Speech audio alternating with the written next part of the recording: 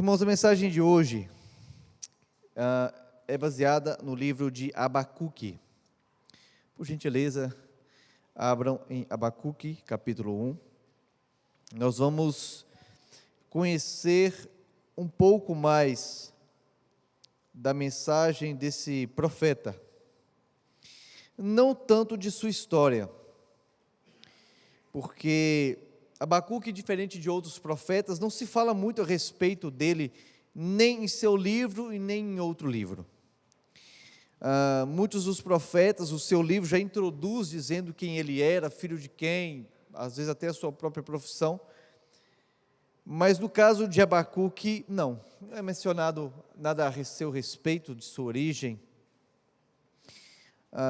Aparentemente, um homem comum, como qualquer outro ser humano na face da terra, com as suas incertezas, os seus questionamentos diante de Deus, mas que obteve resposta da parte dele. Deus não somente respondeu a Abacuque em relação às suas inquietações, mas também o fez um profeta, porque Deus entendeu que os questionamentos que Abacuque fazia e fez, eram questionamentos que, de certa forma, eu e você, talvez tenhamos feito em algum momento de nossas vidas. O livro de Abacuque é apenas 3 capítulos, muito bem dividido, inclusive. Ele é dividido exatamente em 3 partes, o capítulo 1, o capítulo 2 e o capítulo 3. O capítulo 1, ele trata sobre a suposta tolerância de Deus em relação aos pecados de Judá e também do Império Babilônico. Já no capítulo 2, nós percebemos a solução a qual Deus propõe. Em resumo, Deus convida Abacuque a confiar na sabedoria e no plano dele. E por último, nós temos no capítulo 3 a resposta de Abacuque a este diálogo que eles tiveram nos 2 primeiros capítulos. Na mensagem desta noite, nós estaremos meditando na primeira parte, no primeiro capítulo de Abacuque. Então acompanhe comigo aí a leitura de Abacuque, capítulo 1, a partir do verso 1, que diz assim: sentença revelada ao profeta Abacuque: até quando, Senhor, clamarei eu, e tu não me escutarás? Gritar-te-ei violência, e não salvarás. Porque me mostras a iniquidade e me fazes ver a opressão? Pois a destruição e a violência estão diante de mim, há contendas, e o litígio se suscita. Por esta causa, a lei se afrouxa, e a justiça nunca se manifesta. Porque o perverso cerca o justo, a justiça é torcida. Vede entre as nações, olhai, maravilhai-vos e desvanecei, porque realizo em vossos dias obra tal, que vós não crereis quando vos for contada. Pois eis que suscito os caldeus, nação amarga e impetuosa, que marcham pela largura da terra, para apoderar-se de moradas que não são suas. Eles são pavorosos e terríveis, e criam eles mesmos seu direito e a sua dignidade. Os seus cavalos são mais ligeiros do que os leopardos, mais ferozes do que os lobos. Ao anoitecer são os seus cavaleiros, que se espalham por toda parte. Sim, os seus cavaleiros chegam de longe, voam como águia que se precipita a devorar. Eles todos vêm para fazer violência, o seu rosto suspira por se erguer avante. Eles reúnem os cativos como areia, eles escarnecem dos reis, os príncipes são objeto do seu riso, riem-se de todas as fortalezas, porque amontoando terra as tomam. Então passam como passa o vento e seguem, fazem-se culpados estes, cujo poder é o seu Deus. Nós percebemos aqui então, nesses primeiros 11 versos do capítulo 1 de Abacuque, que Abacuque, ele reclama de Deus a respeito dos pecados do seu próprio povo. Abacuque, um homem justo, um homem correto, um homem que buscava de fato fazer a vontade de Deus, mas ao mesmo tempo ele vivia entre o teu povo, entre o povo de Deus, entre o povo escolhido, um povo que estava se envolvendo com a idolatria, com falsos deuses, ainda de certa forma estavam ligados ao Deus de Israel, mas também na idolatria. Ele questiona a Deus porque, na visão de Abacuque, Deus estava tolerando demais aquela injustiça, aquela idolatria. Ele menciona que o povo torcia a justiça, a lei era esquecida e manipulada, o povo pobre sofria nas mãos dos homens mais poderosos da terra, e ele questiona porque, na opinião dele, Deus havia se calado e estava permitindo que tais coisas acontecessem.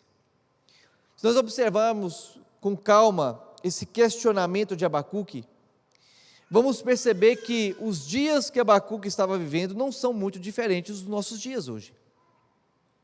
Ou por acaso é somente eu que em algum momento olhou para a nossa nação, talvez para a nossa política, para as nossas leis e questionou: isso não está certo, isso não deveria ser assim. Quantas vezes a gente não viu o pobre, o oprimido sofrendo diante de injustiças? Quantas vezes a gente já não viu a mesma lei sendo aplicada de uma forma para alguém que tem certos privilégios, que seja financeiros ou talvez amizades poderosas, enquanto para pessoas mais carentes a lei era de outra forma. Pessoas que cometiam o mesmo crime, mas devido à sua influência permaneciam soltos, enquanto outros cometiam o mesmo crime e pagavam talvez até de forma exagerada. É fato que, se nós pararmos para analisar os noticiários que passam dia após dia, vamos perceber várias injustiças acontecendo. Talvez uma dessas injustiças já até aconteceu com você, talvez você já foi lesado com alguma coisa, buscou o auxílio da lei do nosso país e talvez ficou desamparado. Infelizmente, a realidade de Abacuque é uma realidade que esteve presente em toda a história, em todas as nações. Não é diferente. É fato que aonde está o ser humano, ali há problemas. Porque precisamos nos lembrar que o pecado, o crime, a desonestidade, ele não é fruto de um sistema político ou de governo, ele é fruto do próprio ser humano. Ele é fruto de mim e de você, é nosso. É uma tendência natural que o mundo venha a gerar injustiças, porque afinal de contas o mundo, nele está presente o ser humano que é um pecador, eu e você. Por mais que muitos se esforcem para ser justos, honestos, corretos, por mais que muitos se esforçam para fazer a sua parte, mas entendemos que nem todos estão dispostos a fazer a vontade de Deus. Alguns são abertamente rebeldes com a causa de Deus, outros até dizem seguir a Deus, mas os seus atos são opostos. Mas é fato que o nosso mundo, ele também é injusto, à semelhança dos dias de Abacuque. E Abacuque, assim como ele estava indignado, talvez você também em algum momento, ou talvez em vários momentos de sua vida, você contemplou alguma notícia no jornal e ficou indignado e se questionou: Senhor, até quando? Até quando irá tolerar esta maldade, essas mentiras, esse engano, a corrupção, e assim por diante? Para mim, uma das coisas que mais mexe com o meu coração é quando eu vejo crianças morrendo de forma trágica, às vezes pelas mãos de seus próprios pais. São notícias que de fato me abalam muito. Aqueles que deveriam dar amor para os seus filhos e ali oferece a elas a violência, a morte.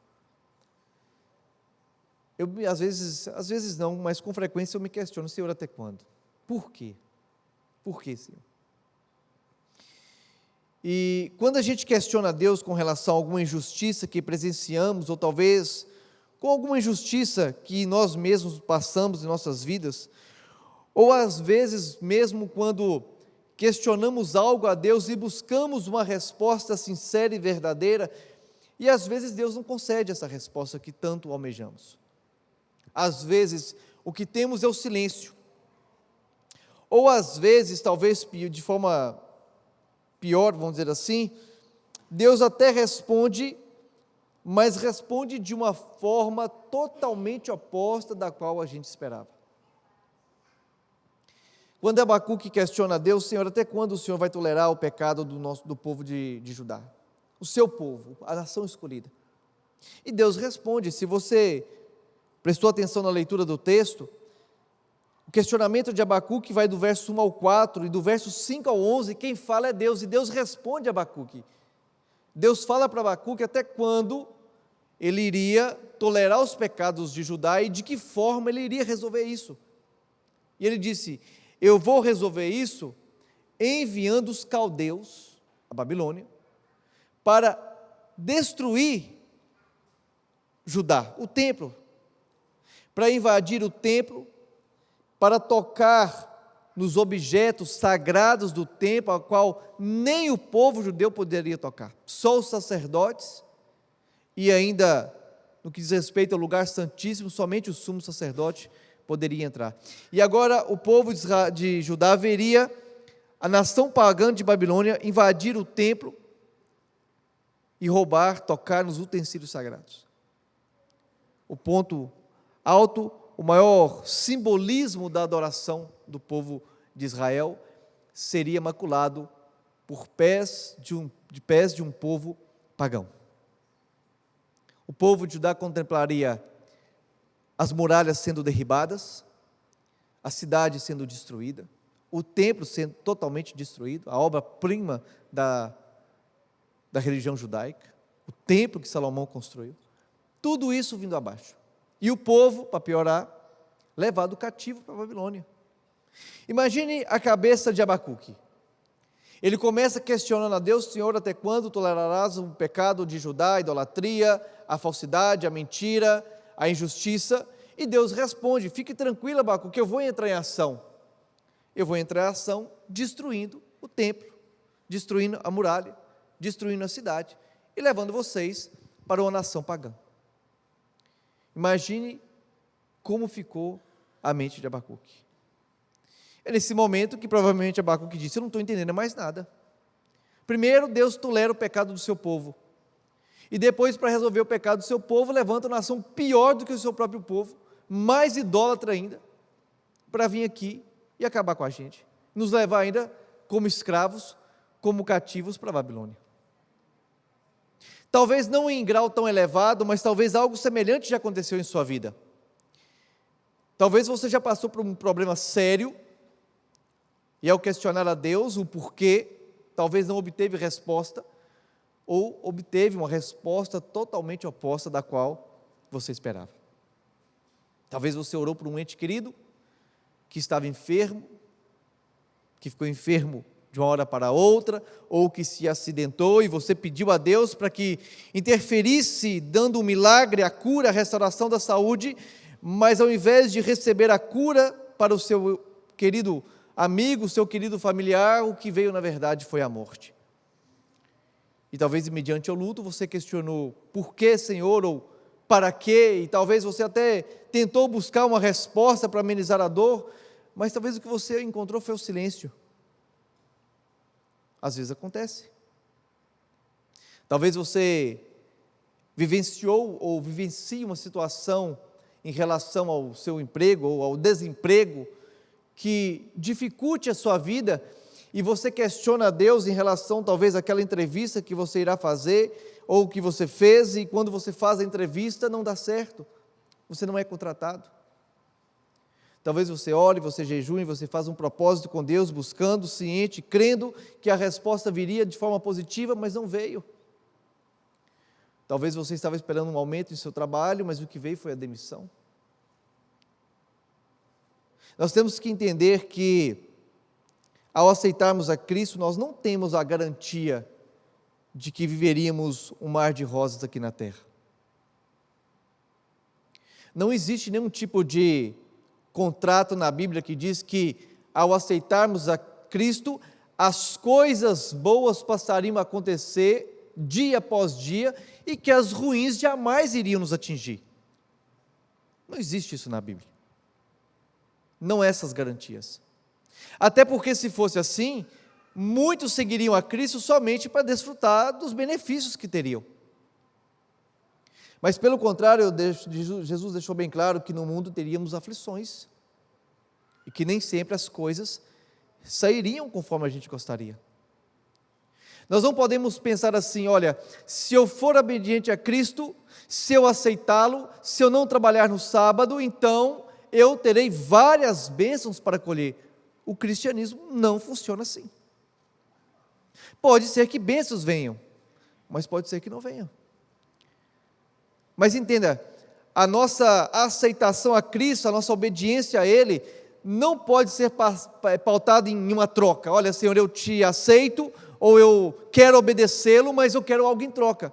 Não é assim que funciona. Ora, o que Cristo está lhe oferecendo é a salvação eterna. Isso já não é o bastante? A graça lhe basta. Observe a vida dos apóstolos. O apóstolo Paulo, o que eles ganharam por aceitar a Cristo? Riqueza? Fama? Casas luxuosas? Roupas? Não. Sofrimento, dor, privação, fome, injúrias, agressão, morte. E hoje, muitas vezes, buscamos ter uma vida confortável quando aceitamos a Cristo. Queremos Cristo porque queremos bênçãos. Ora, você está aceitando a Cristo ou você está aceitando as bênçãos? O que você está realmente querendo? O que nós realmente estamos querendo? As pessoas acham que o cristianismo é um sistema de troca. Eu aceito a Cristo para que então Ele me abençoe. O que Cristo garante para nós, que de fato teremos sempre e nada pode tirar de nós, é a graça, a salvação. Saúde, bens, isso é um bônus. Pode vir e pode não vir. Pode ser que entendemos os porquês ou paraquês, ou pode ser que não venhamos a entender, mas o justo viverá pela fé. Abacuque questiona, e está tudo bem questionar. Abraão questionou, Moisés questionou. Não há nenhum problema em questionar a Deus em relação às suas dúvidas, aos seus medos, às suas incertezas, desde que esses questionamentos sejam feitos de uma forma sincera e respeitosa. Por que não questionar a Deus? Me lembro de certa vez que eu estava ouvindo uma meditação, e aquele que estava transmitindo a meditação, ele contou que ele estava participando de um velório, e o homem havia morrido de uma forma repentina, devido a um infarto, e a viúva estava ali aos prantos, chorando, desesperada. Era uma família de cristãos realmente fiéis. E ela estava de fato ali chorando muito e questionando diante da sua dor o porquê Deus havia permitido que seu marido, um homem bom, honesto, correto, morresse de uma forma tão rápida, de forma tão trágica, e ainda de certa forma jovem. E ao questionar, em voz alta, por que Deus, por que Deus, por que Deus, uma mulher que estava perto desse rapaz falou em voz baixa para ele: olha, eu não acho que essa mulher deveria questionar a Deus dessa forma, eu acho desrespeitoso. E aquele homem começou a refletir: o que essa mulher deveria falar então diante da maior dor de sua vida? Ela deveria agradecer a Deus ou permanecer em silêncio? Ora, o questionamento dela era um questionamento sincero, ainda que talvez ela nunca tenha tido a resposta, talvez não, até pelo menos o céu, mas era um questionamento sincero e verdadeiro. Ela estava sentindo dor, era o que ela estava sentindo naquele momento. A oração dela naquele momento talvez foi uma das orações mais sinceras e verdadeiras que ela fez em toda a sua vida. Uma oração que era falada, mas principalmente sentida através da dor do seu coração, das lágrimas que desciam em seu rosto. Nós não podemos nos atrever a sermos hipócritas diante de Deus, ao nos ajoelharmos diante dEle e querer tecer ali uma oração bonita, com palavras bem colocadas, sendo que essas palavras não refletem de fato a dor ou as dúvidas que estão em nossos corações. Jó foi um homem que questionou muito a Deus. E se pararmos para pensar, ele nunca teve de fato a resposta plena do porquê ele passou por tudo aquilo. Mas um fato é, na vida de Jó, ele nunca abriu mão da fé que ele tinha em Deus. Mesmo em diante de tanta dor e sofrimento, mesmo quando ele havia perdido tudo, ele ainda proclamava dizendo: eu sei que o meu Redentor vive e eu o verei. Ele não abriu mão da crença dele. Os questionamentos dele eram sinceros e verdadeiros.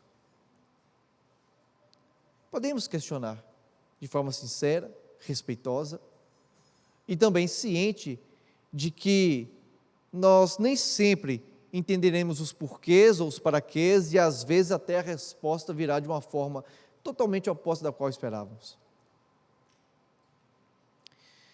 Nós precisamos conversar com Deus de forma sincera, abrir o nosso coração, ainda que talvez de fato alguns de nossos questionamentos estejam equivocados, o que é fácil de acontecer pelo fato de sermos pecadores, mas mesmo quando nos levantamos de forma sincera e questionamos a Deus, nós precisamos permitir que Deus faça uma obra no nosso coração, para que Ele esquadrinhe se de fato o nosso questionamento está equivocado ou está exagerado.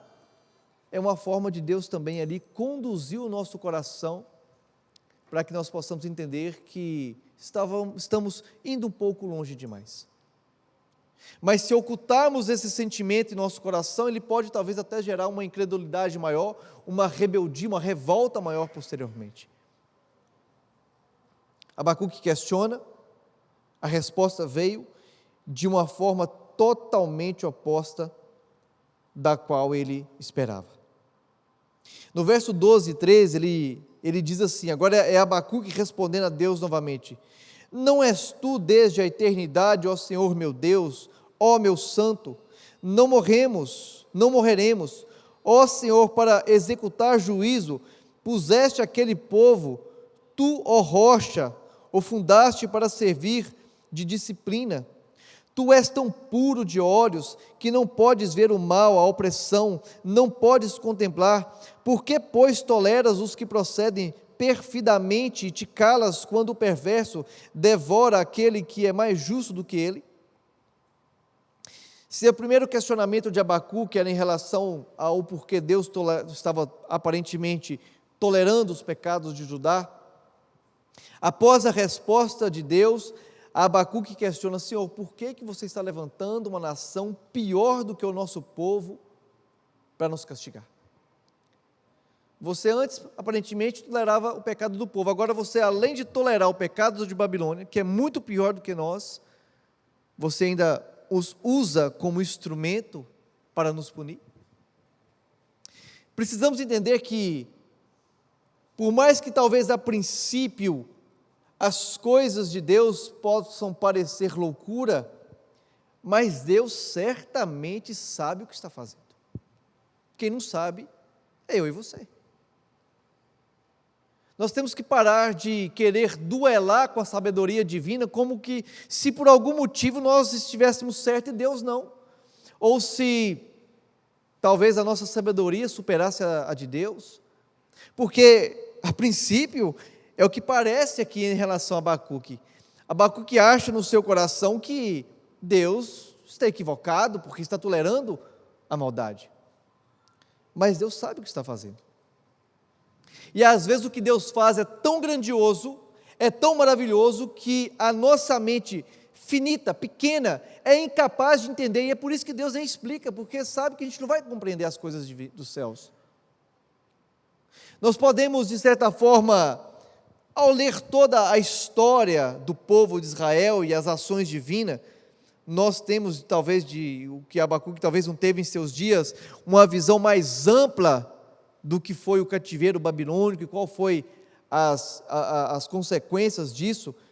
Talvez Abacuque não entendeu completamente, mas talvez a gente pode deduzir de uma forma mais completa.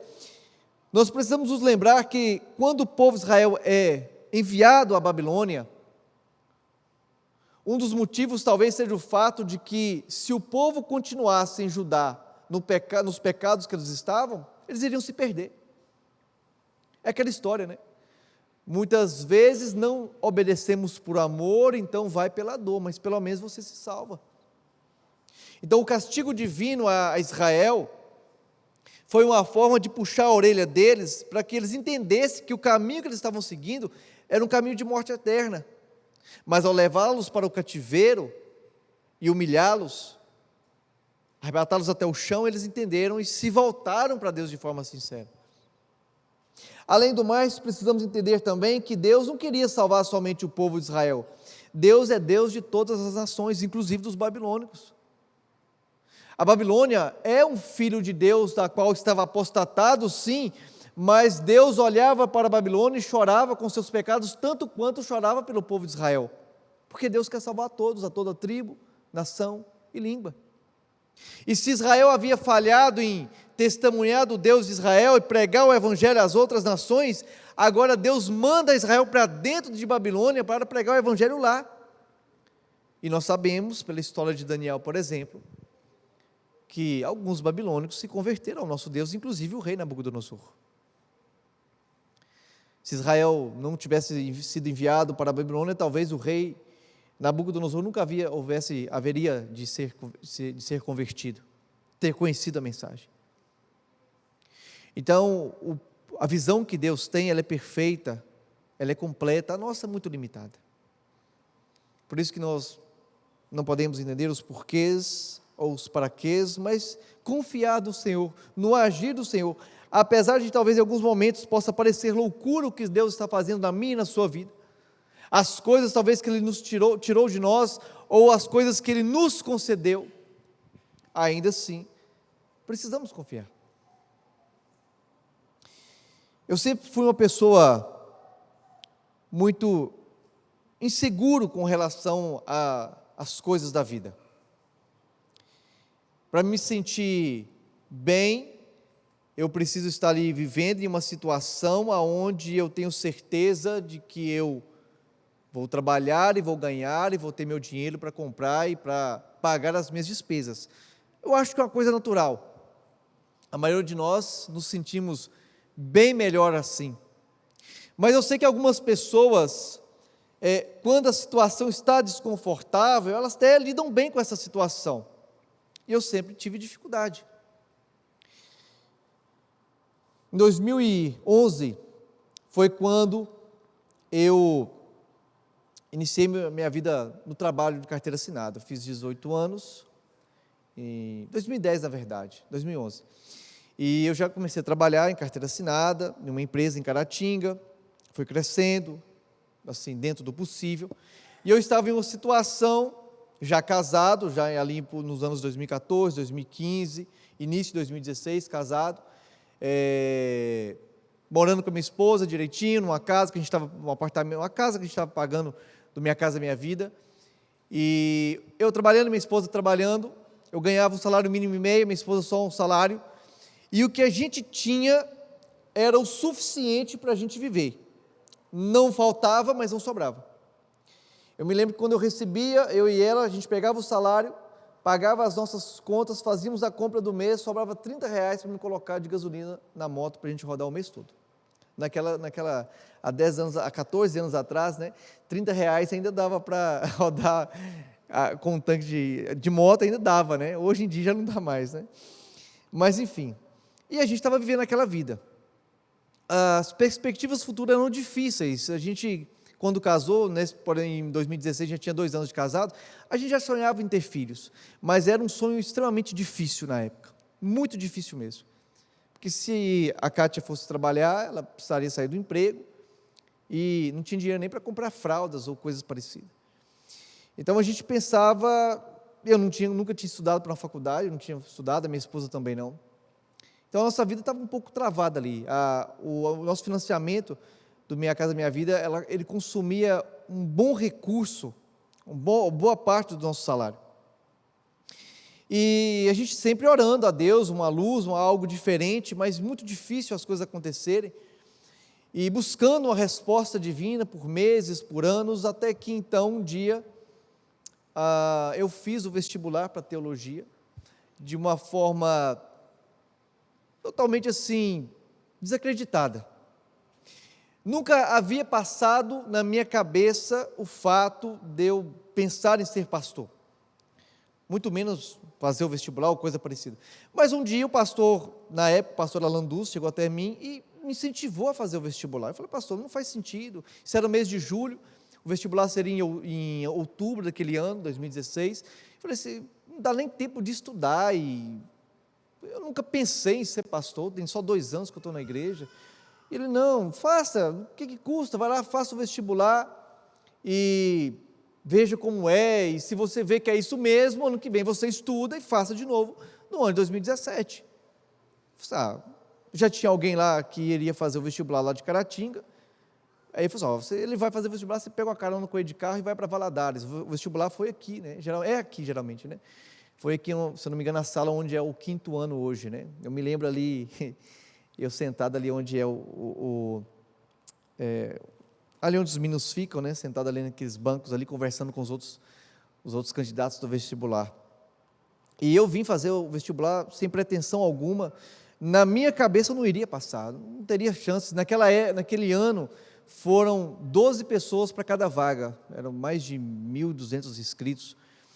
E eu fui fazer o vestibular, e então eu fiz e Deus me abençoou, eu passei, e numa colocação razoável que me chamou a atenção e que me deu certeza que de fato era aquilo que Deus queria para mim.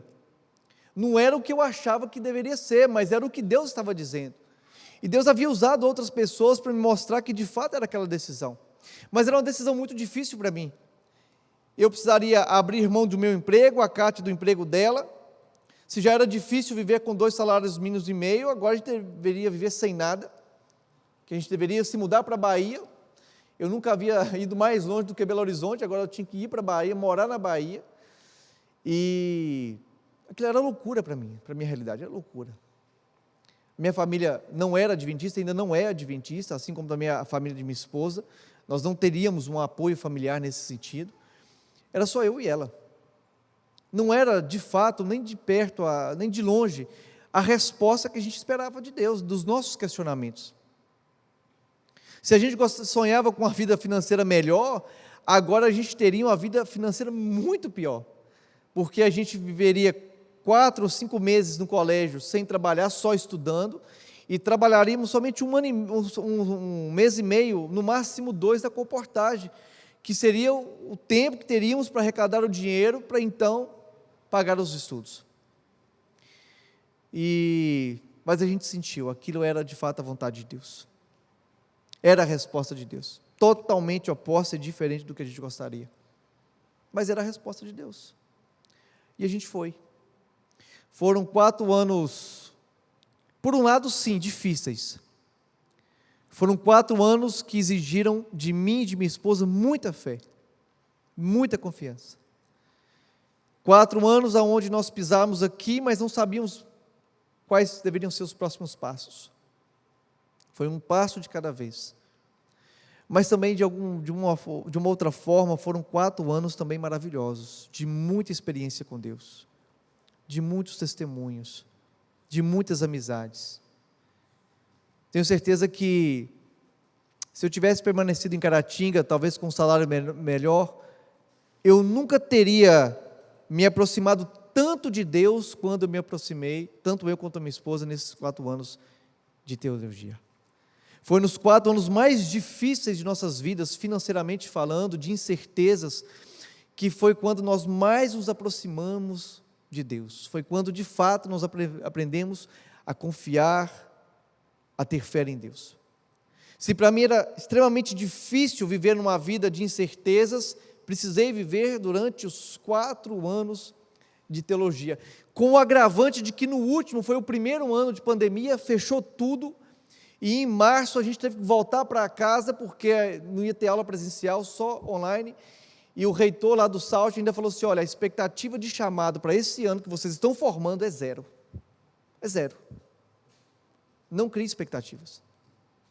E eu me lembro que nós continuamos estudando, trabalhando, e até outubro, novembro, daquele ano de 2020, era incerto o nosso chamado. Mas Deus nos trouxe até aqui. Eu me lembro que nós voltamos para a roça, na casa dos meus pais, porque meu filho havia nascido, e é interessante, né? Quando eu era assalariado, eu não conseguia ter filho, e quando eu não era assalariado, eu tive meu primeiro filho. E Deus cuida, Deus realmente Ele cuida de forma maravilhosa. E a gente voltou para a casa dos meus pais, porque a pandemia era muito incerta no início, a gente não sabia o que ia acontecer, riscos, né, da gente se contaminar, dos nossos filhos se contaminar. A gente voltou, fui trabalhar lá com meu pai na roça, para a gente conseguir alguns recursos, e eu me lembro que uma dessas noites, eu e minha esposa, a gente colocou nosso filho para dormir, por volta das 9 horas da noite, o nosso filho, o Miguel, né, o mais velho, na época ele tinha alguns meses de vida apenas. A gente colocou ele para dormir e a gente sentou num banco de madeira assim, do lado de fora, somente eu e ela, e a gente se questionou, Senhor, por quê? Nós estávamos em Caratinga, empregados, o Senhor nos levou para a faculdade, 4 anos difíceis, formamos, vamos formar agora, daqui 2 meses a gente forma, mas cadê o chamado? Para quê? Por quê? E a gente se questionando ali, tristes, desanimados, desamparados. E aí, nesses momentos, a minha esposa falou assim, mas lembre-se de tudo que a gente passou e toda a dificuldade, toda vez que aparentemente iria faltar algo, Deus proveu. Deus não fez a gente passar por esses 4 anos à toa. Tem algum propósito, tem um porquê. E eu me lembro que quando ela falou isso, eu falei, realmente, Deus cuidou até aqui, Ele vai continuar cuidando. Não temos ainda as respostas, os porquês, os paraquês, mas Deus vai cuidar. E eu me lembro que, quando a gente estava finalizando aquela conversa, o meu telefone toca. Isso é 9h30 da noite. Era o presidente aqui do campo, na época, o Valdomiro. Ele me ligou e falou assim, você pode vir aqui amanhã cedo, às 9h30, para nós fazermos uma entrevista? Eu falei, claro que posso. Da minha casa aqui é mais ou menos umas 5 horas de viagem. Eu deveria acordar no outro dia, 4 horas da manhã, para mim estar aqui 9h30. Eu falei, claro que eu posso. E na mesma hora eu já corri lá, meu pai falou assim, olha pai, amanhã tem como você me levar em Valadares, ir comigo em Valadares? E claro, tem sim. A gente veio, a gente fez a entrevista e deu tudo certo. E hoje estamos aqui. Quando iniciamos a nossa caminhada, não tínhamos as respostas. O que desejávamos não acontecia. Mas hoje eu posso afirmar que, apesar das respostas de Deus terem parecido no início muito difíceis ou diferentes do que almejamos, as respostas de Deus foram infinitamente melhores da que a gente desejava. Entenda isso. Você pode ter seus sonhos, os seus desejos, você pode ter os seus pedidos de oração. Nem sempre Deus vai lhe conceder aquilo que você gostaria, ou talvez nem sempre Ele vai responder você, mas quando Ele lhe responder, Ele vai lhe responder de forma muito mais maravilhosa do que você esperava. Confie no Senhor. Por mais que Abacuque não pudesse entender todos os porquês e os paraquês, o que Deus estava fazendo através dele e da nação de Israel e de Babilônia, foram coisas maravilhosas para muitas pessoas, histórias que vamos somente conhecer no céu. Mas lembre-se que isso também pode acontecer na sua vida. Confie no Senhor. Questione, ore, busque, peça, mas espere e confie. Mesmo em meio às incertezas, certamente um dia as respostas virão de forma muito mais maravilhosa que podemos imaginar. Você deseja confiar nesse Deus maravilhoso? Você deseja, mesmo em meio às incertezas, mesmo em meio às não respostas que você busca, você deseja confiar nesse Deus maravilhoso? Se coloque de pé, vamos orar. Amado Deus, querido Pai, hoje nós aprendemos um pouco a respeito da história de Abacuque, do seu ministério e do seu relacionamento com o Senhor. Vimos aqui um questionamentos de um homem sincero, um homem verdadeiro, que assim como nós se indignava pelas injustiças de sua época, que buscava respostas, mas as respostas não veio como ele de fato gostaria ou esperava. Mas é fato, Senhor Deus, que muitas vezes, devido à complexidade das situações que nós vivenciamos, não temos a capacidade de compreender os porquês ou os paraquês. Mas escolhemos, a semelhança de Abacuque, confiar no Senhor, cientes que as respostas que um dia o Senhor darão para nós, que seja aqui na terra ou mesmo no céu, serão suficientes para nós, serão maravilhosas, serão tremendas. Nos ajude e nos ensine, ó Deus, a cada vez mais confiar no Senhor Deus, não abrir mão de Ti, Senhor Deus, de forma alguma, porque tudo aquilo que Jesus fez, faz e ainda fará para nós, é de fato, ó Deus, para a nossa bênção, para o nosso crescimento, para a nossa salvação. Pedimos a Ti, ó Deus, uma bênção sobre as nossas vidas e as vidas de nossos familiares e nossos amigos, e pedimos desde já que o Senhor nos conceda uma semana abençoada. Nos ajude. É o que pedimos, desde já agradecidos em nome de Jesus.